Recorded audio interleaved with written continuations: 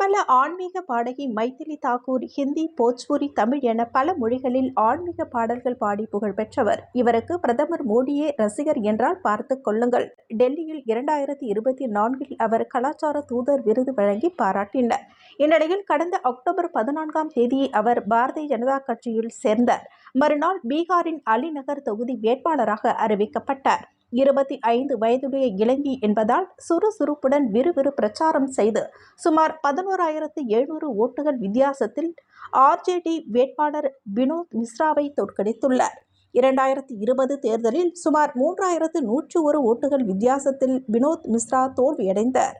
இந்த முறை புதிய வேட்பாளரை எளிதில் வென்றுவிடலாம் என தீவிர பிரச்சாரம் மேற்கொண்டார். 2008 உருவான அலிநகர் தொகுதியில் இதுவரை பாரதிய ஜனதா கட்சி ஒரு முறை கூட வெற்றி பெற்றதில்லை என்பதும் அவருக்கு கூடுதல் நம்பிக்கையினை கொடுத்திருந்தது. ஆனால் நேற்று ஓட்டு எண்ணிக்கை துவங்கியதில் இருந்தே மைதிலி முன்னிலை பெற தொடங்கினார். ஒரு சுற்றில் கூட அவர் பின்தங்கவில்லை. இந்த வெற்றி குறித்து அவர் கூறும்பொழுது, இது கனவு போல் இருக்கிறது. என்னிடம் மக்கள் நிறைய எதிர்பார்க்கின்றனர் என்பதையே தேர்தல் முடிவு காட்டுகிறது என்று கூறினர். மேலும் தொகுதி மக்களுக்கு அவர்களின் மக்களைப் போல் இருந்து சேவை செய்வேன். முதல் முறையாக சட்டமன்ற உறுப்பினராக ஆகிறேன். என்னால் முடிந்ததை சிறப்பாக செய்வேன் என மைதிலி தாக்கூர் தெரிவித்துள்ளார்.